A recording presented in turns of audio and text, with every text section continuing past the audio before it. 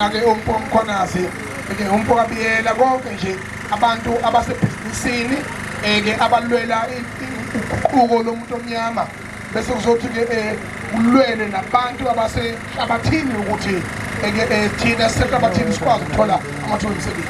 Okwami ke kulula ke isikhathi semdanti osuhleke sokwala maphosa wena manje. Ngekhala lekuvumela. All is well.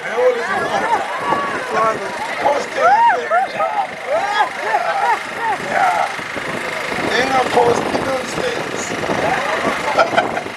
Kanza kwethu njengoba sila ku Transnet akekho ngazi ukuthi the biggest hub in African continent uTransnet port terminal in Durban.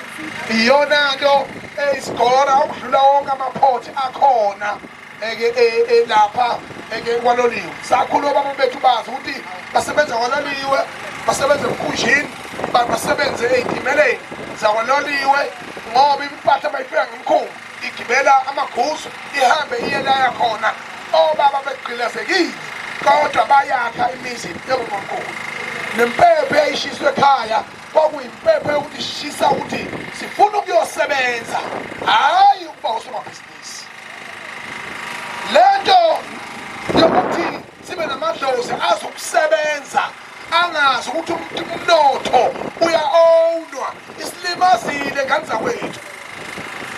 Njengamanje isikhathi sokuthi sizoba sila eRichards Bay kwa-Transnet, yindawo lena yesibili ngobukhulukazi ngokomnotho weyigijima ngamagusu, weyigijima ngemkhumbi olwandle e-Afrika yonke jikelele. Niyangizwa ngani zakwethu?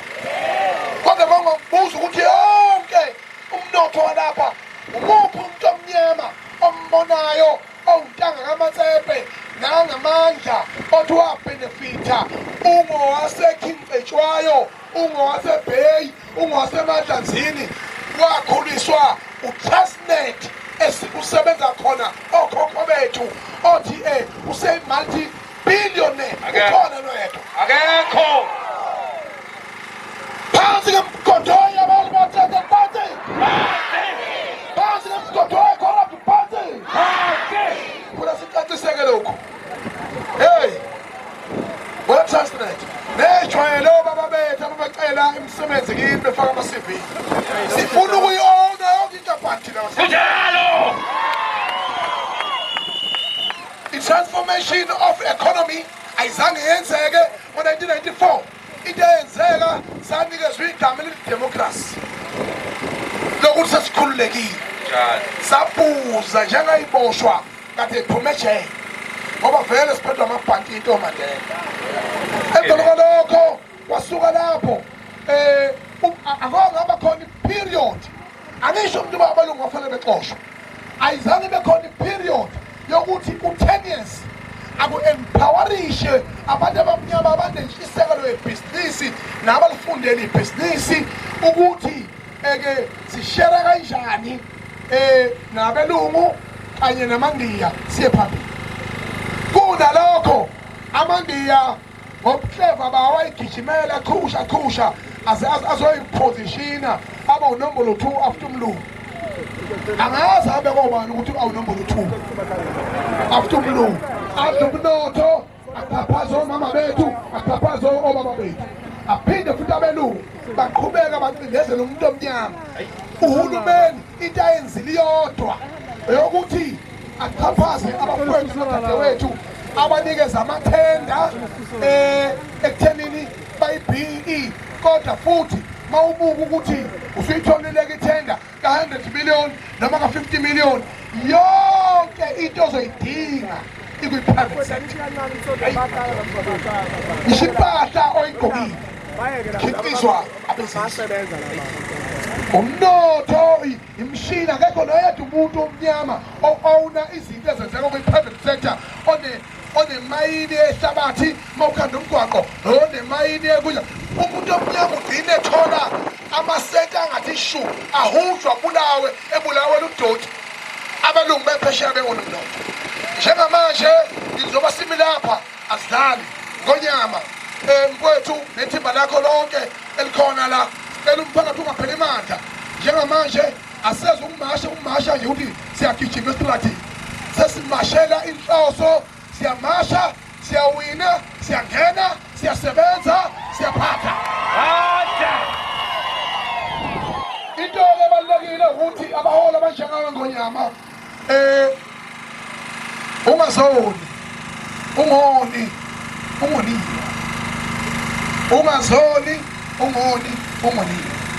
amagama lawo abalulekile ebuholini obuyithemba lomphakathi ngoba ngeke sime sonke kanye niyokhuluma nisithele nango 2024 nanikhuluma kanje nithi khona umuntu asedlile dliwani ngoba yini navele mawumphambi kwabantu funa ukubukela konke inhlamba nokuphila nezibusisi lakho konke nokufa futhi ngoba njengamanje uNgonyama nje khona nje abatshaliwe bayaplan ukuthi lo muntu ofuna ukuba inkinga kangaka angagqugquzeka kanjani kanti bakhohliwe ukuthi lo mqhele awuthwela uhamba odwa uhamba nokhokho bethu bonke bazomvikela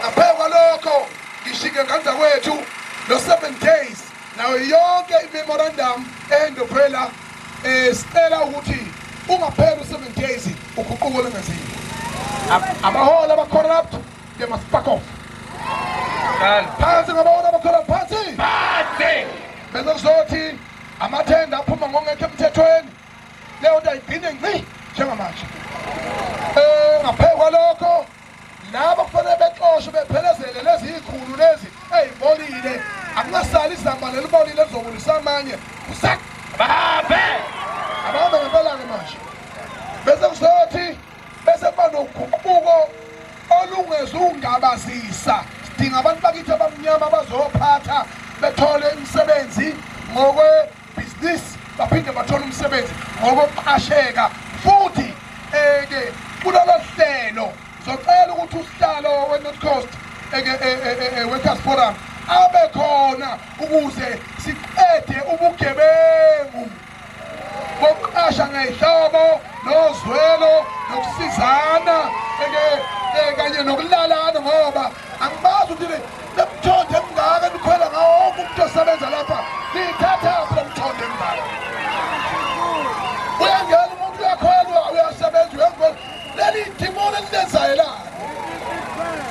njengamanje izwe lethu siyiphathele izwe lethu sifuna uguquko siyacela ngenza kwethu liqhubeke lisithandazise asiqinile lakwa-Transnet zonke inkampani siyayibuka soqonda kuzo ngqo siyimbumba siyishe futhi ngeke ngempela ayikho impi engabhekana nathi sihlangene lamagama owashile kwethu ngabonile mina egoli igoli uJehova uNkulunkulu wakho ungaphathi ngezigama legoli engenethanga ngomhla ka-30 egoli into engayibona egoli akaze ngibona ngakhela mina inyembezi ngifonela wonke umuntu ekhaya into akuthandazo ngibona ukuthi impi yangehlula uma iphunyuka esandleni sami izomthela ngodaba kodwa uNkulunkulu emuhle ngoba manenza into ningahlose kona iy'ngilozi ziyasukuma sifikele nabafowethu bamaphoyisa abanakele bonke kodwa futhi bayahambisana nathi abaningi nani maphoyisa sukumani sibhekeni le nto nje yenzekile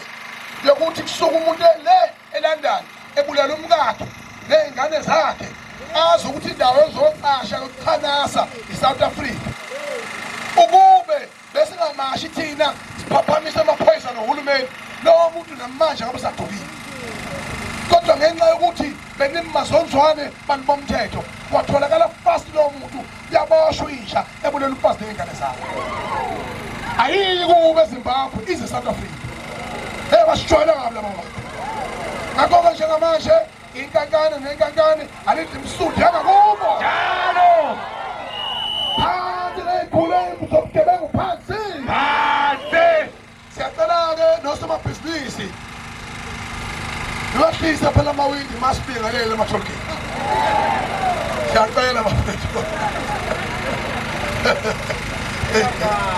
malundethu siphendelane indlela thina sifuna ukuyongena sihlanzekile singenasici ephalamende sishintshe yonke le mithetho bese siliphathizwe silifake endaweni yakho.